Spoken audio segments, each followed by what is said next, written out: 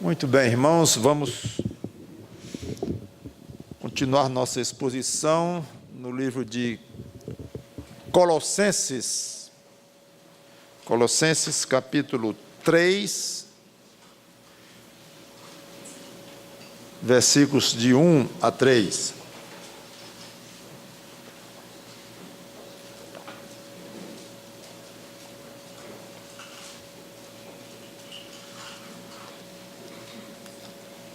Epístola de Paulo aos Colossenses, capítulo 3, versículos de 1 a 3.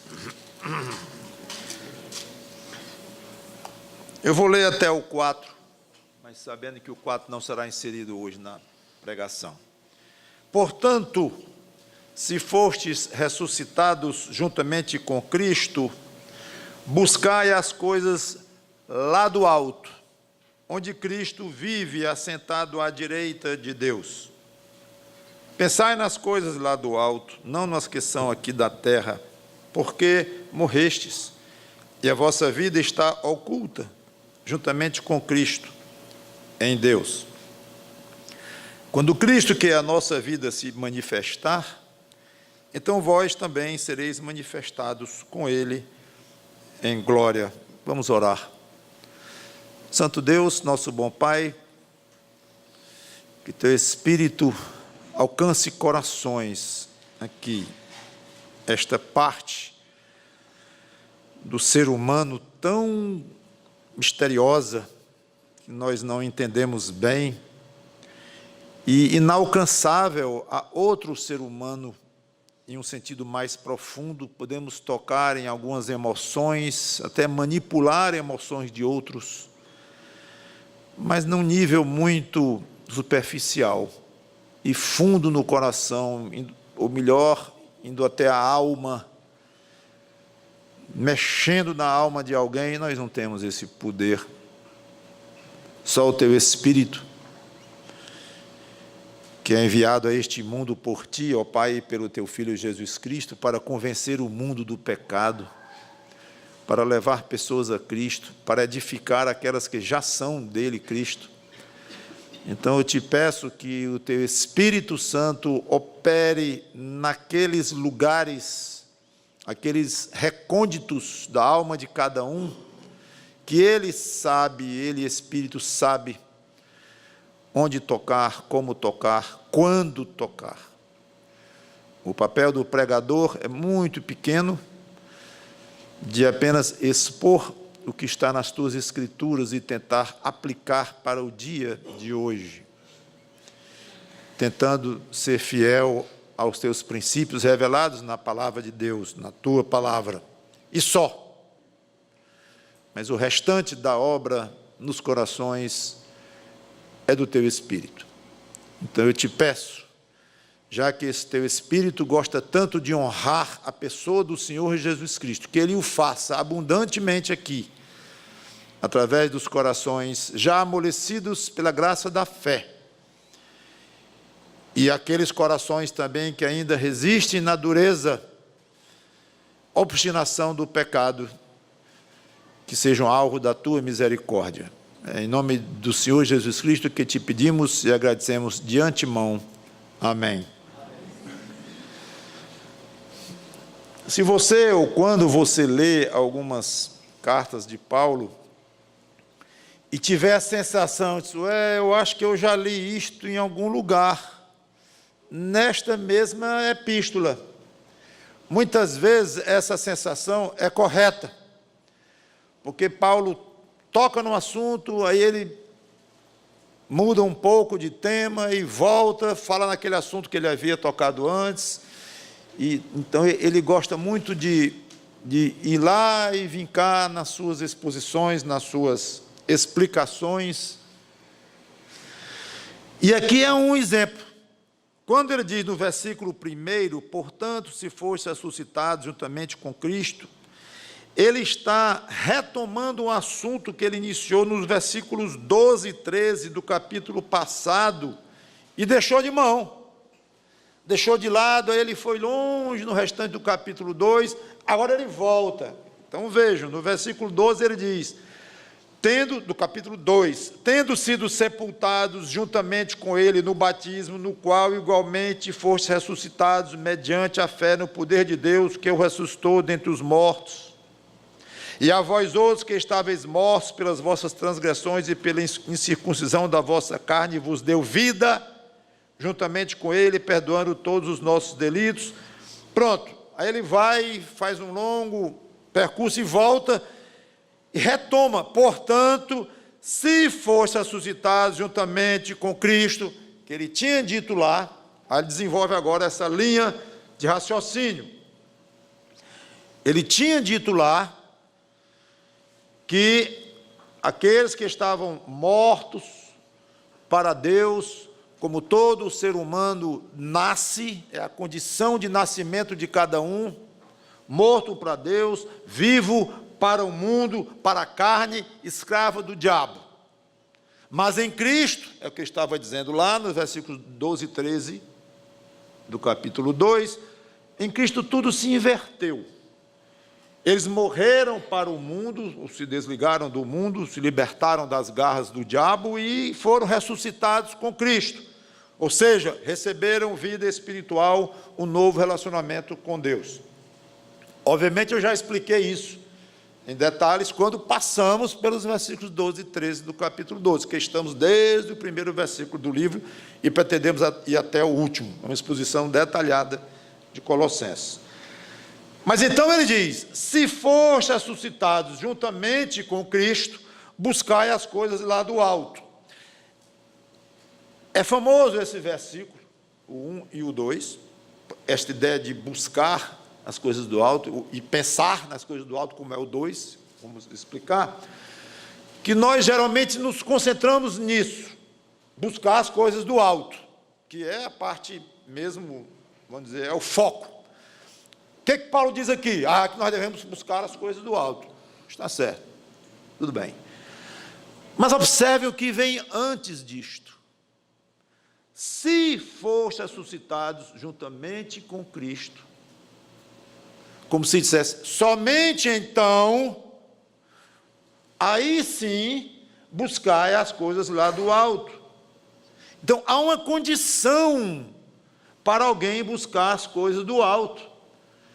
Esse se fostes não é bem duvidando que os irmãos lá de Colossos haviam sido salvos. Não, é uma forma de, considerando que nós temos no português isso, o se tem uma função, ou condicional, ou então sendo já que, uma vez que certamente é o que Paulo quis dizer aqui, considerando que vocês foram ressuscitados juntamente com Cristo, isto é, mortos para as coisas do mundo e vivos para Deus, convertidos a Cristo, salvos pela fé, considerando isto, buscai as coisas lá do alto.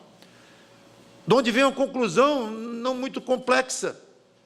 Para quem não é crente no Senhor Jesus Cristo, para quem não foi ressuscitado juntamente com Cristo, não tem sentido buscar as coisas do alto, no sentido de fazer das coisas do alto um estilo de vida.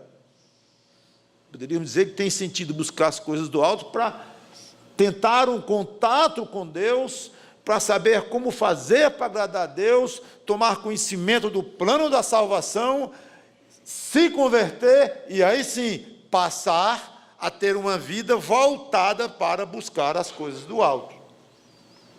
Mas fazer da sua vida uma busca constante das coisas do alto só tem sentido para quem já é crente no Senhor Jesus Cristo. No caso, precisa aprender a buscar as coisas do alto. E por que as coisas do alto? Por que isto? Ele explica. Porque é lá onde Cristo vive assentado à direita de Deus, no céu, no lugar onde Cristo se encontra.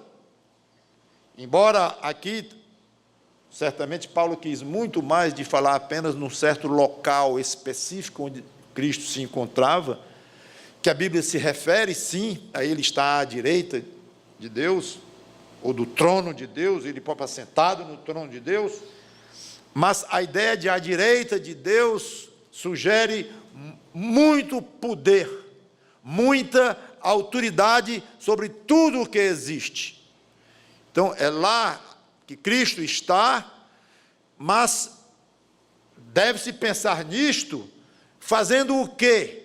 Ou com que tipo de atividade ou atribuição? À direita de Deus, com toda a autoridade no céu e na terra, como o próprio Jesus disse aqui antes de subir ao céu. É assim que nós devemos pensar.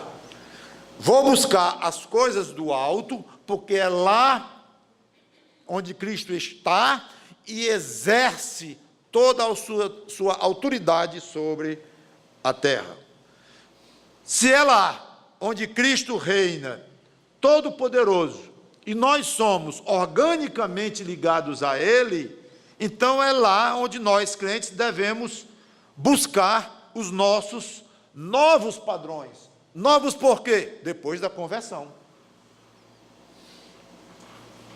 Todo mundo passou por uma conversão. Então, quando eu digo novo, é a partir daquele ponto.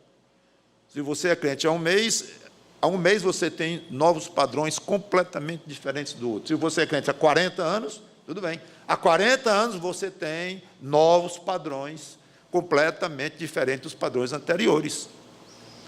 Então, nunca devemos perder de vista esta ideia de antes e depois da conversão.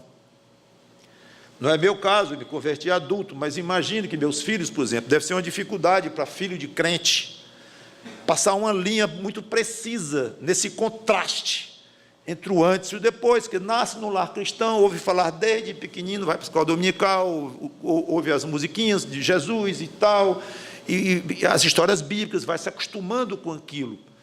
Então,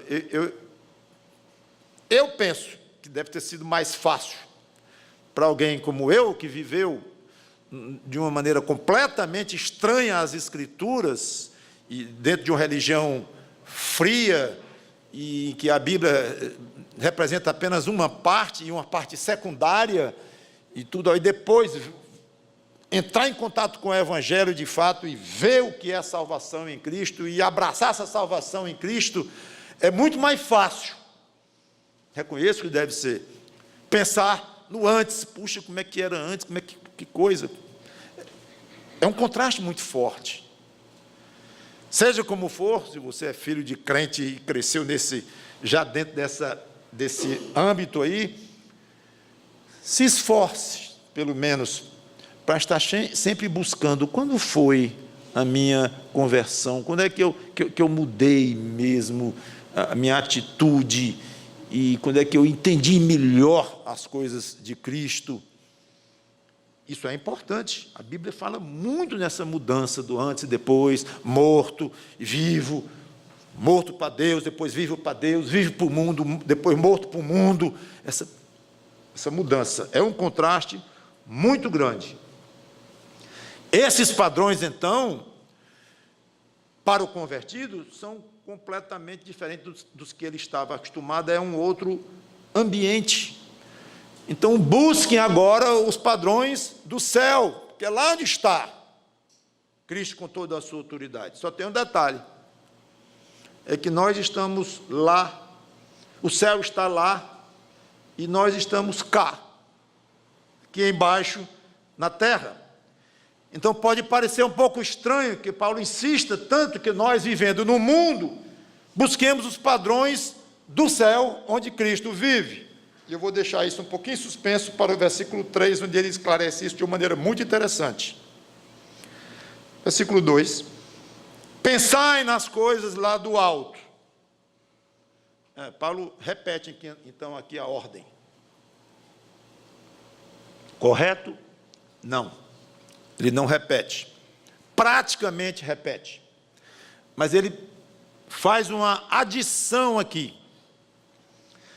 Muda de verbo, e ao mudar de verbo, ele vem com um verbo mais abrangente, mais forte. Ele mudou de buscar para o quê? Pensar. Pensar aqui não apenas no sentido de lembrar de vez em quando, O próprio sentido do original é levar em consideração, se concentrar, voltar a mente para um determinado assunto. É como se Paulo dissesse, aliás, eu falei para vocês buscarem as coisas do alto, mas antes mesmo de buscarem as coisas do alto, pensai nelas, porque ninguém busca aquilo no qual não está pensando.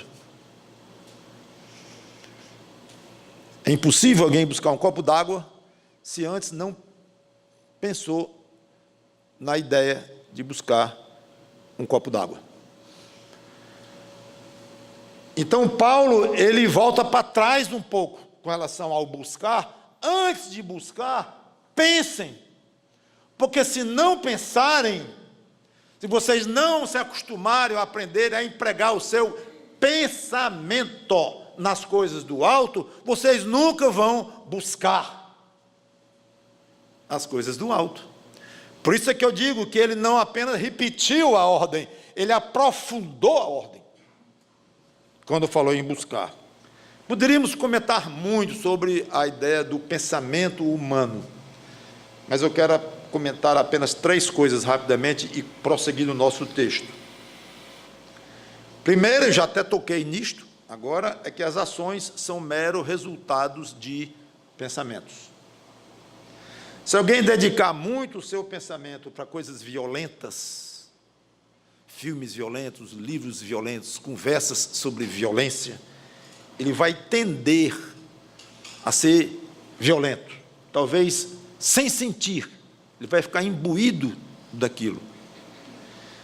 Se for coisas sensuais, em que ele vai se expor a todo tipo de impureza, então aquilo vai entrar na sua mente, nas suas conversas, no seu comportamento, aquilo vai dominar boa parte da sua vida. Pois da mesma forma, na área espiritual, se pensar nas coisas do alto, se acostumar a ocupar o pensamento nas coisas do alto, mais naturalmente irá praticar obras relacionadas com as coisas do alto. Observem que às vezes eu estou usando o termo pensar e às vezes eu estou usando o termo ocupar o pensamento, ocupar a mente. Se eu falar muito em pensar, você pensar, digo, mas pastor, porque eu não sou um pensador, sabe? Eu não sou muito assim, filosófico, aí o senhor fala assim, eu fico sem graça, imaginando eu lá na praia, olhando as ondas indo e vindo, eu pensando nas coisas do alto, pensando, aí volto para casa pensando mais ainda, pastor, eu vou cansar de tanto pensar. Aliás, eu não sei pensar muito, eu sou muito prático, eu gosto de pensar demais, eu não sei nem como é que eu vou fazer. Por isso eu estou usando também o termo ocupar o pensamento. Quando você lê um livro, é completamente diferente de você estar na beira de uma praia, concentrando o seu pensamento em alguma coisa, no nosso contexto aqui, nas coisas do alto, pensando em Deus, que maravilha, essas ondas, e o céu, e o mar, e as gaivotas e tal, e que Deus maravilhoso. Você está construindo pensamentos, criando pensamentos. Você está na parte ativa da sua mente. É mais difícil, concordo. Não é para qualquer pessoa. Quando eu digo não é para qualquer pessoa, é que muitos nem gostam de fazer isso. Mas quando você abre um livro e começa a ler, a sua mesma mente, seus pensamentos estarão concentrados naquilo que você está lendo, com a vantagem que os pensamentos vão sendo sugeridos pelo autor do livro. As ideias já estão lá. Então, nesse aspecto, é até mais cômodo ou mais fácil, é um outro estilo, mas válido. Por isso, a ideia que eu gostaria que ficasse na mente de vocês, ocupar o pensamento, que a gente faz muito isto sem sentir. Se eu vou ver um filme, eu estou ocupando o meu pensamento na história daquele filme. Se for um filme ruim, vai ficar a minha mente cheia de coisas ruins por um bom tempo. Se for um filme belo, bonito, vai ficar a mensagem aqui por um bom tempo. Então, os seus pensamentos foram ocupados naquilo, e você apenas estava olhando e o pensamento absorvendo aquilo. Então, use das duas formas essa exortação do apóstolo Paulo. Pense nas coisas do alto, não apenas você trabalhando os seus pensamentos, suas meditações, mas, além disso, se expondo a coisas do alto, ouvindo uma boa música que fala das coisas do alto, ouvindo uma pregação, conversando, participando de um estudo bíblico, seja como for, lendo a própria Bíblia, óbvio, mas expondo os seus olhos, seus ouvidos, seus sentidos às coisas do alto, porque eles vão influenciar fortemente o seu pensamento. Segunda coisa sobre pensamento, ele é exclusivamente pessoal e não está ao alcance de ninguém. Alguém pode quebrar o braço de outro, arrancar a língua do outro, e como já arrancaram a língua de gente nesse mundo perverso, furar o olho do outro, torturar o corpo do outro, tirar a vida do outro, mas o pensamento ninguém tira. Ninguém arranca. Eu vou arrancar o seu pensamento, sua convicção. Pode forçar a confissão de uma convicção qualquer pela dor, mas lá dentro não mexeu. Então, esse é o único bem que você tem, totalmente livre de terceiros aqui nesta terra, seus pensamentos. Não estou falando nem em vida eterna, que é com Deus mesmo, e é outra coisa, mas pensando em coisas que pertencem a você e que você utiliza seu corpo para fazer ou para agir de alguma forma. E claro que você usa o seu corpo para pensar, você usa a sua mente, embora tenha aspectos imateriais, mas você usa a sua mente. Então, eu quero dizer, nesse sentido, é o único bem que você tem que não está ao alcance de ninguém. Se você decide pensar em algo, você pensa. E ainda é segredo seu. Então, é um espetáculo você imaginar que, se você desenvolver os seus pensamentos nas coisas do alto, você vai ser altamente influenciado obviamente, benignamente por esses pensamentos, e algo que ninguém vai lhe arrancar. E se houver perseguição religiosa, forem na sua casa, arrancar você de casa, torturarem você, queimarem você num poste, seus pensamentos, suas convicções voltadas para as coisas do alto estão livres, estão fora do alcance dos algozes. Que maravilha. Terceira coisa, você usa quando e onde quiser o seu pensamento. É interessante, para ler um livro você precisa do quê? Do livro.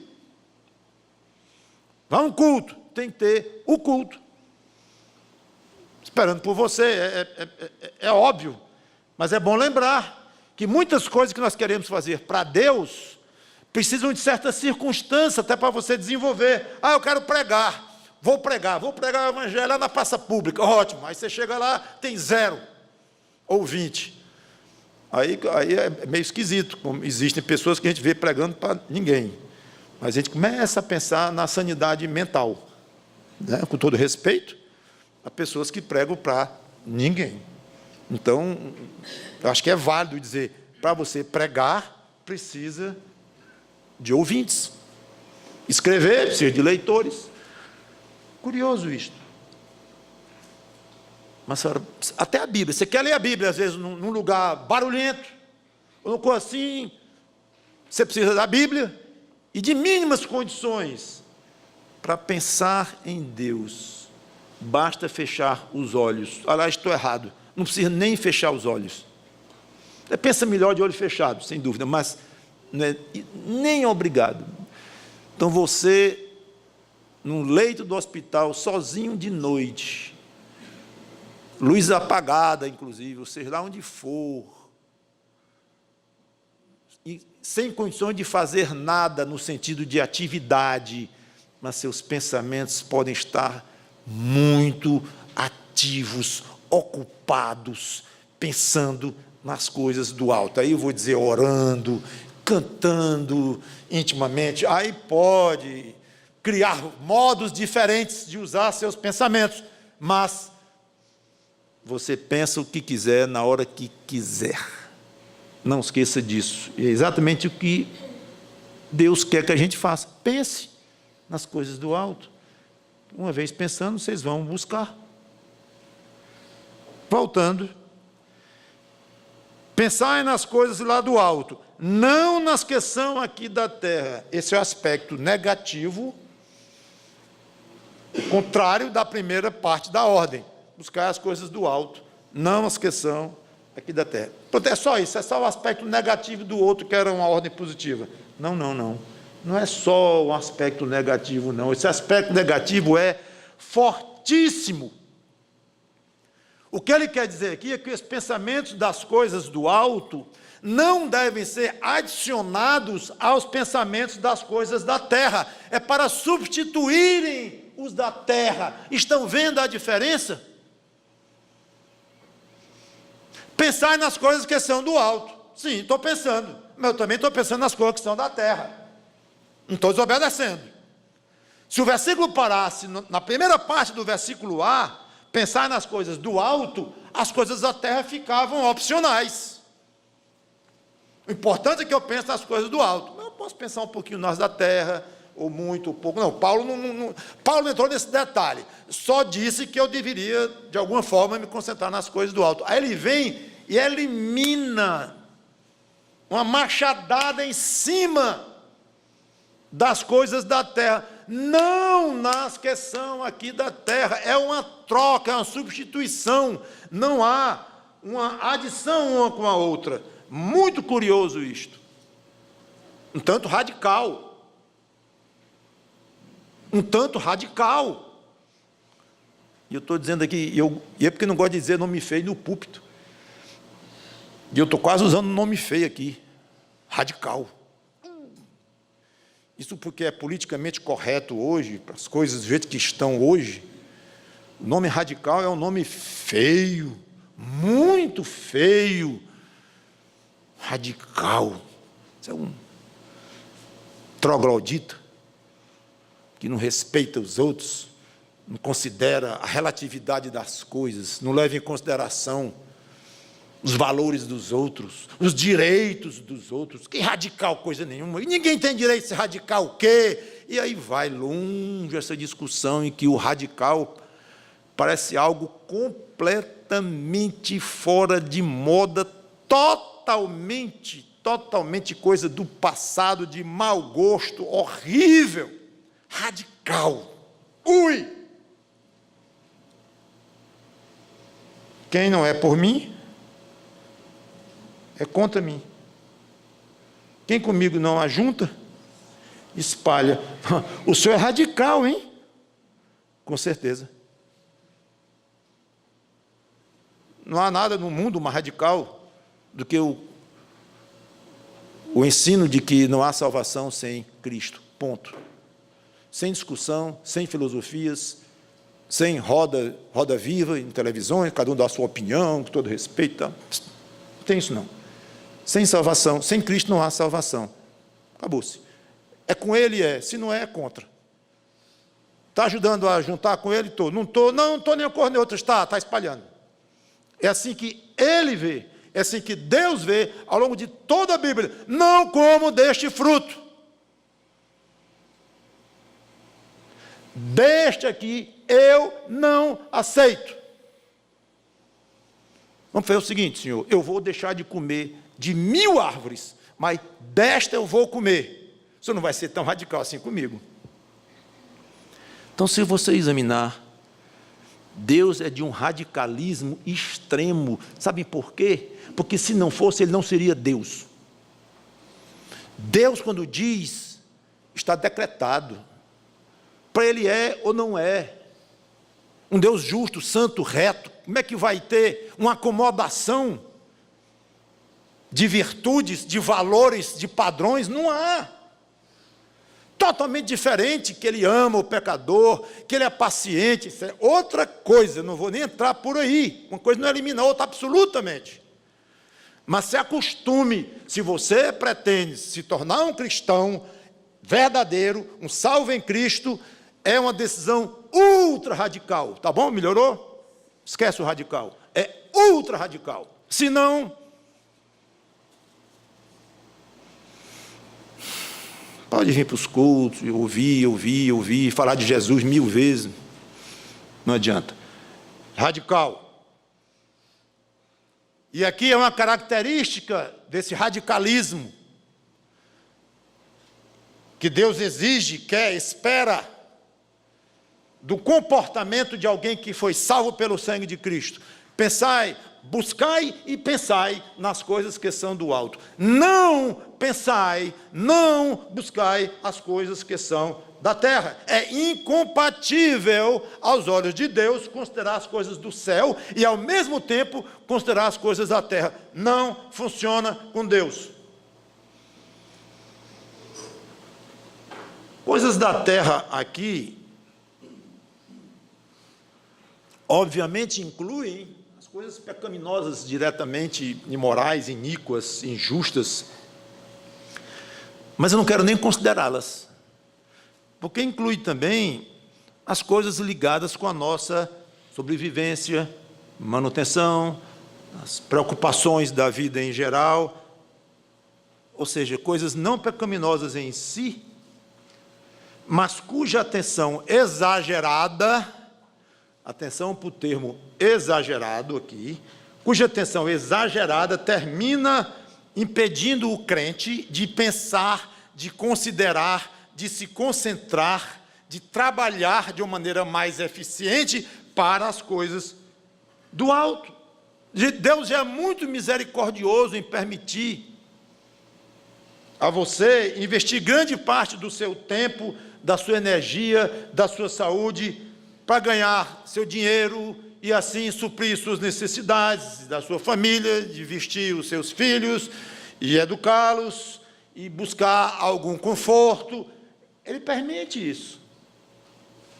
Mas tem uma coisa da qual ele não abre mão: do seu pensamento, das suas considerações primárias, do seu coração, dos seus interesses mais prioritários. Isso ele não abre mão, não.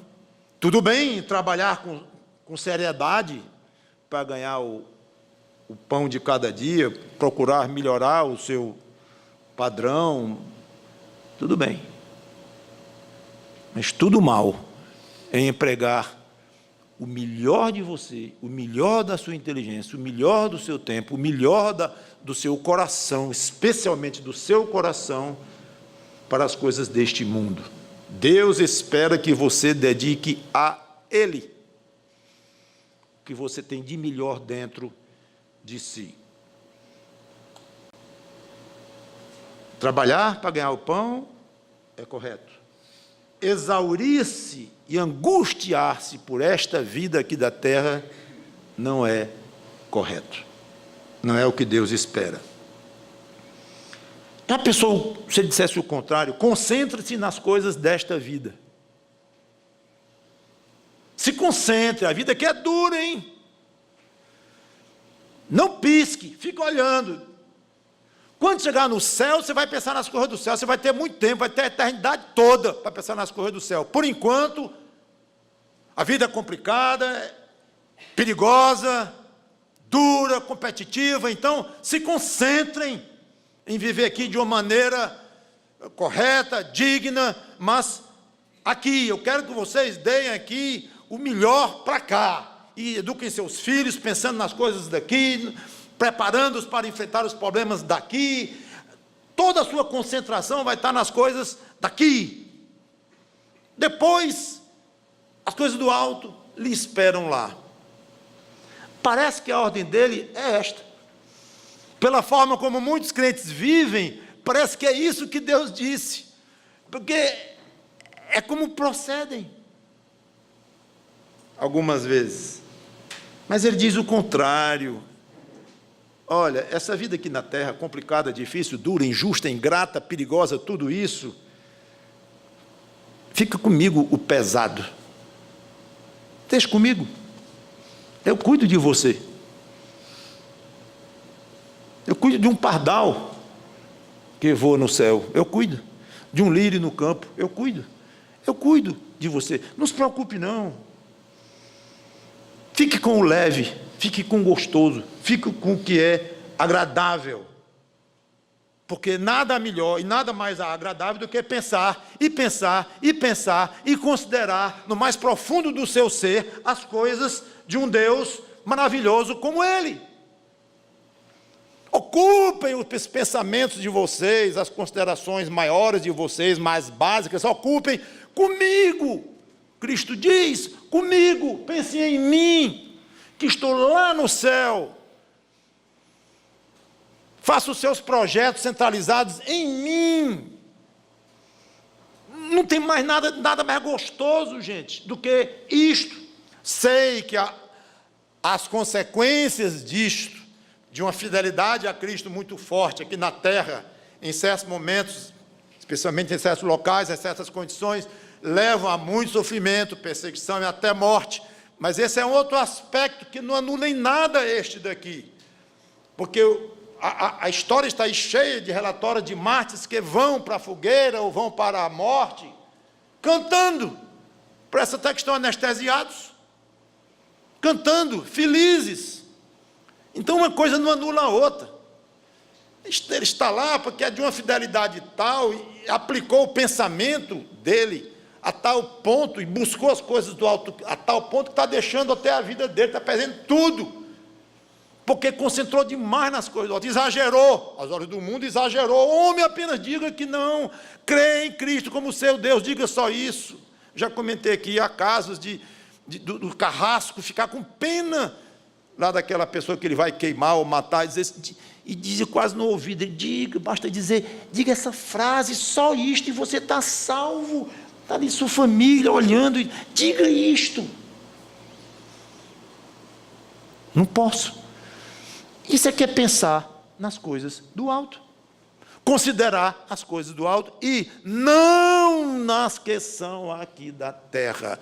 Delicioso para a alma daquela pessoa se tornar um Marte, e daqui a poucos minutos da sua recusa última de confessar Cristo, está na presença do próprio.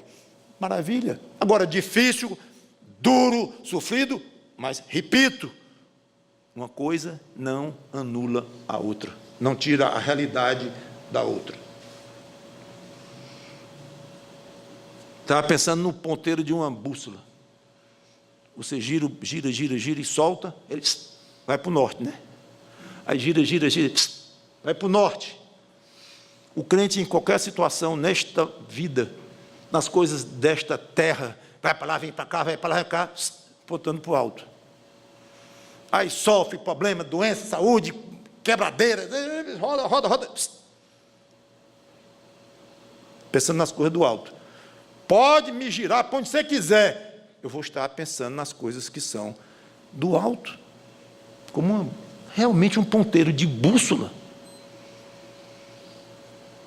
Tão triste que pessoas, você roda, eu penso em dinheiro. Dinheiro. Aí o outro, PhD, curso. Homem, muda o disco. Parece que passa a vida toda pensando em alguma coisa, apontando para alguma coisa desta vida. Coisas válidas em si. O dinheiro em si não é mal. O amor a ele, a busca exagerada é que é. Então você querer ter uma boa posição acadêmica, ou no seu emprego, ou na sua empresa, tudo bem. O problema é o exagero, é tornar-se um pensador profissional daquilo. Vamos continuar. Qual é a lógica por trás desta ordem?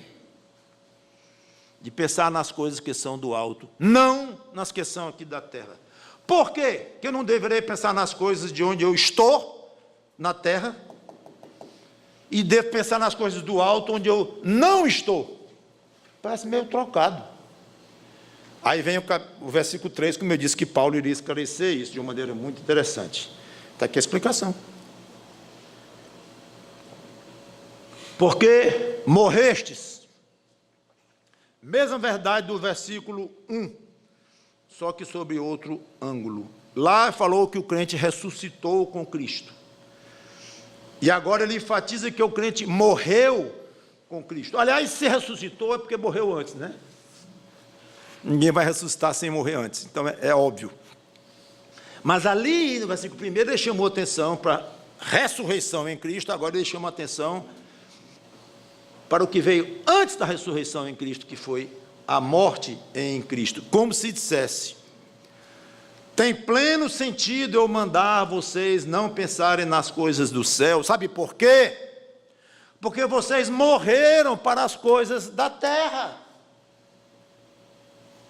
Não é incoerência, não é nem esquisito, é até lógico. Se vocês morreram para as coisas que são da terra, não deve ter mais grandes interesses nas coisas daqui.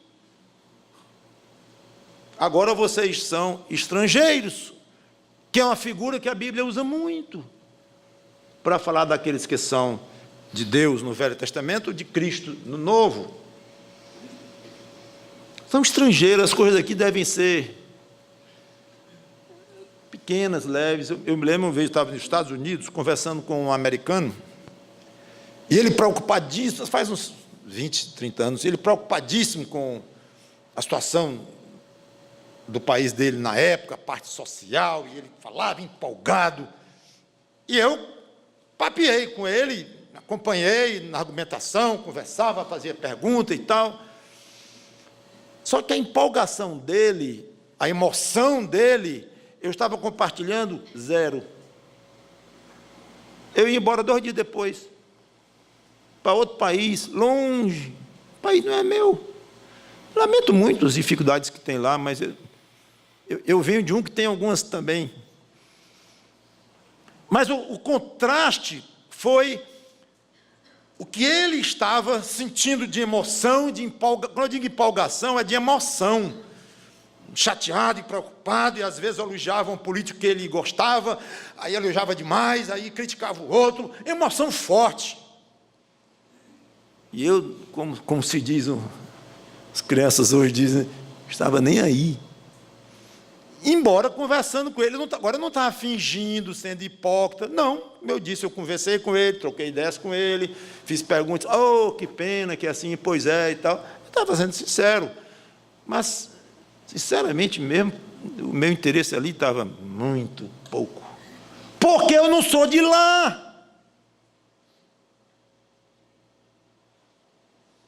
O crente deve ser assim com relação ao mundo. Ele trata das coisas daqui, sem dúvida ele tem que tratar das coisas daqui, ele está aqui. E até certo ponto ele precisa pensar nas coisas do mundo, considerar as coisas do mundo, porque, repito, está aqui, até certo ponto. Mas que ponto? E muitas vezes esse ponto, certamente, é muito mais para lá do que nós temos o costume. Dizendo de outra forma, nós temos o costume de passar deste ponto. Tudo bem, devemos nos preocupar com as coisas deste mundo, até certo ponto. Muitas vezes nós passamos deste ponto, e passamos muito, muito, às vezes quase que ao ponto de praticamente inverter, de pensar pouco nas coisas do alto. Quase sempre nós estamos mais para lá do que Deus gostaria, agarrado com as coisas daqui. E quando eu... Não, deixa eu encerrar isso aqui. Um crente bem que poderia dizer algo assim, meio confuso. Eu coloquei aqui essa argumentação, eu vou ler, eu botei entre aspas, mas é aspas de mim mesmo. Essa pessoa pensando isso, esse crente confuso. Eu vivo no mundo, mas não sou do mundo. Estou envolvido com as coisas daqui, família, trabalho, moradia, tudo, mas não devo me concentrar demais nestas coisas, porque são temporárias e sem importância em si mesmas. Devo pensar nas coisas do alto, do céu, mas nem sei onde fica o céu. Sou ressuscitado com Cristo, mas nunca vi Cristo. Devo seguir os padrões de um Pai Celeste, com quem nunca conversei pessoalmente.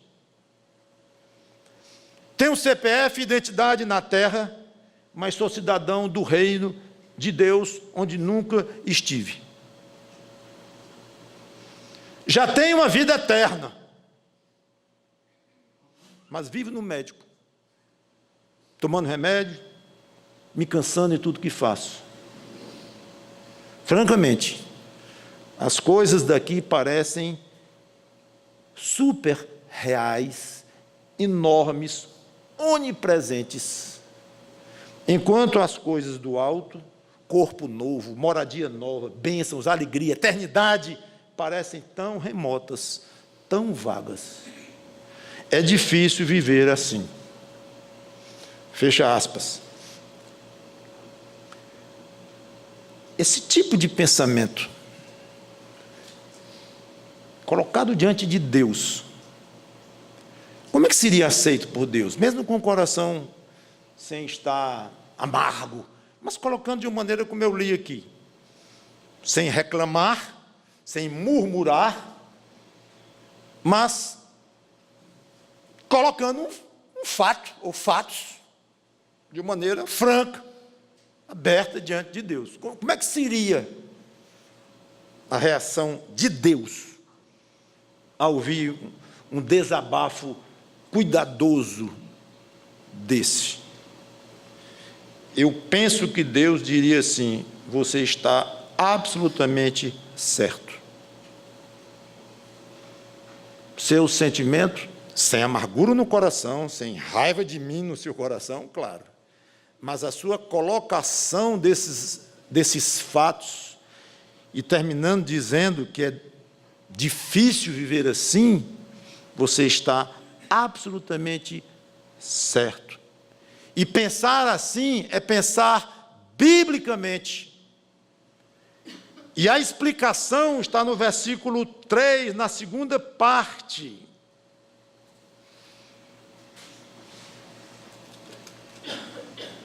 Porque morrestes.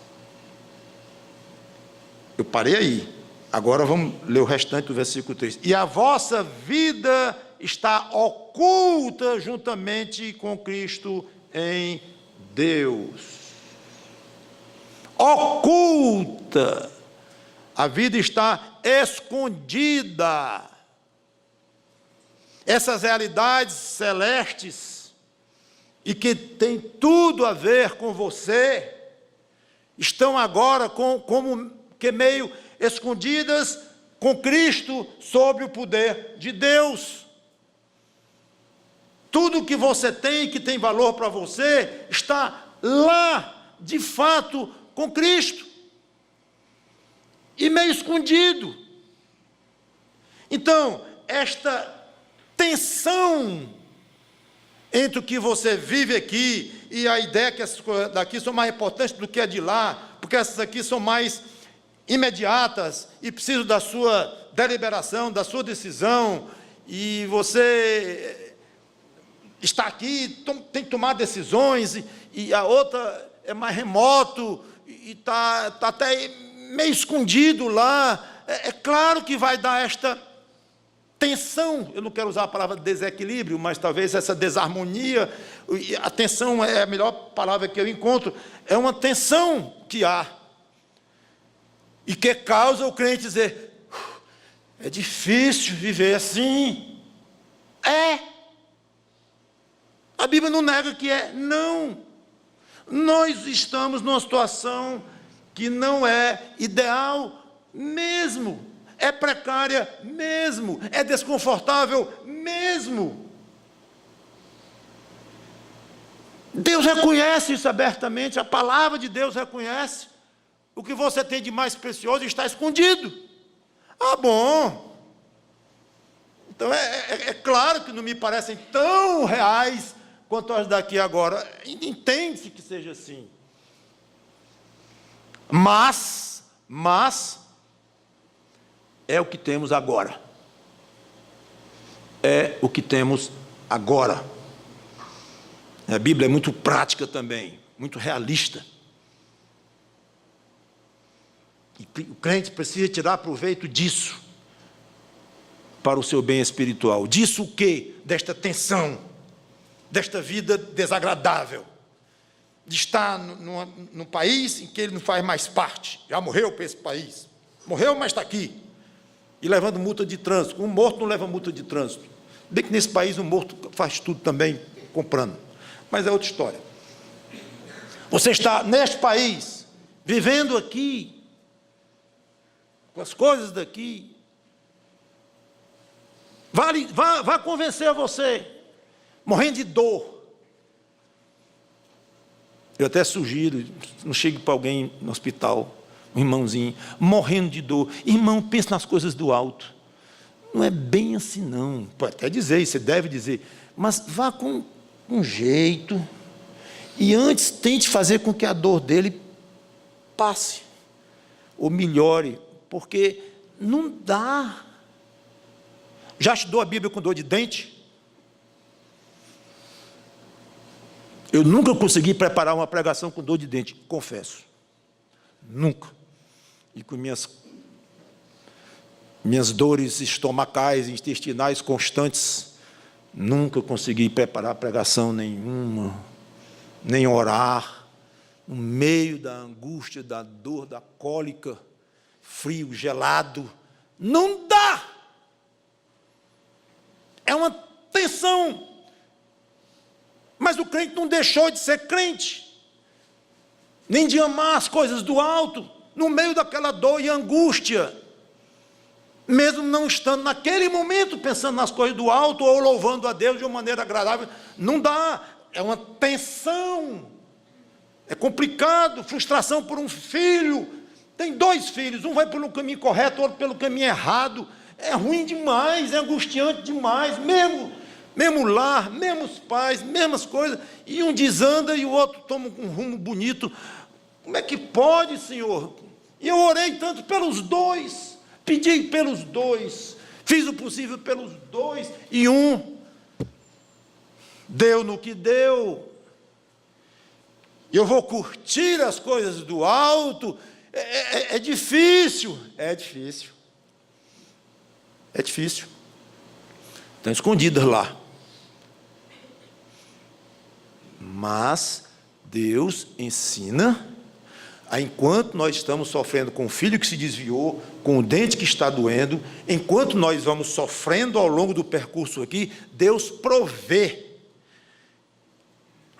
situações de ensino para nós. Nós crescemos com isto, e crescemos espiritualmente com isto, e vamos amadurecendo no nosso espírito, naquela convicção e na alegria das coisas que são do alto, não de uma maneira, como falei, cantando alegremente no hospital, morrendo de dor, não, mas quando olha para aquele período no hospital com dor, dizer, aprendi umas coisas ali interessantes, valiosas para a minha alma. Então, é uma situação de tensão, difícil aqui, mas cheia de lições. Lições que não são agradáveis de serem aprendidas muitas vezes, mas lições, e altamente valiosas. Então não é o crente ficar confuso, sem entender o que está acontecendo. Ele entende que há aqui um desconforto, uma desarmonia aqui, ao mesmo tempo em que ele enfrenta e diz assim, vou servir ao meu Deus desta forma, eu vou esperar com paciência, como a Bíblia diz, e vou pedir ao Espírito Santo que me edifique em Cristo ao longo desses sofrimentos aqui nesta terra velha. Pronto. Basicamente isto. E sabendo, eu tenho um tesouro ali, do qual eu conheço muito pouco. Eu tenho 100 milhões de dólares ali, de felicidade, mas eu só pego em alguns centavinhos aqui. Eu conheço o que é felicidade em Cristo. Todo crente conhece o que é alegria em Cristo, o que é felicidade, mas bem pouquinho. O resto, não é nem o resto, todo, quase a totalidade, está lá, escondido, em Cristo, esperando o dono chegar, que é você, do seu patrimônio espiritual. E aqui é só um troquinho para nós irmos passando nesta terra difícil. Então, quando o crente entende essas coisas, a vida cristã adquire muito mais sentido. Vou ler o versículo 4 e encerrar, porque há uma grande notícia, que nós já sabemos, não é novidade, mas é uma grande notícia de qualquer jeito, é que essa situação aqui é provisória. Quando Cristo, vai ser o versículo da nossa próxima pregação, vou ficar concentrado neste versículo, se Deus quiser. Quando Cristo, que é a nossa vida, se manifestar, então, agora vem coisa boa, vós também sereis manifestados com Ele em sofrimento. Ai, glória. Vamos orar. Obrigado, Senhor Deus, pela Tua palavra que nos explica até certo ponto do nosso entendimento o que está acontecendo aqui, esse desequilíbrio, desarmonia, ou esta tensão, como eu chamei, que é inegável que existe. Então, não é nem só que existe, a Bíblia não revela só isso, porque é óbvio demais, mas como encarar, como entender e como usufruir disto de uma maneira apropriada aos teus olhos. Muito obrigado por esta parte aqui desta epístola de Paulo, em que ele nos revela coisas espetaculares, até ousadas, dizer que nossa vida está escondida, esquisita, a afirmação à primeira vista, mas quando nós pensamos um pouco mais profundamente, e vemos, examinamos, isso nos serve de consolo, como que pensando, puxa, então é isto mesmo, eu não estou entendendo errado, eu não estou avaliando errado, é isso mesmo, aqui é duro mesmo, e é difícil, e rouba, tem a tendência de roubar os meus pensamentos, minhas considerações, minhas emoções, minhas energias, tudo. Mas é porque a minha vida está lá, me esperando, a plenitude dela. Mesmo assim, não devo ceder a essa tendência, mas lutar para pensar nas coisas que são do alto, mesmo que eu não saiba exatamente o que significam as coisas do alto, o tamanho do patrimônio bilionário que eu tenho lá, em termos de benesses e de bênçãos espirituais, mesmo que eu não saiba plenamente, mas já devo aqui mesmo começar a me exercitar, a usufruir dessas coisas, pensar nessas coisas, crescer nessas coisas e te servir enquanto isto. E que cada sofrimento seja um motivo para nós ficarmos mais ricos ainda lá no céu, nessa nossa vida escondida em Cristo. Em nome dele que nós te agradecemos. Amém.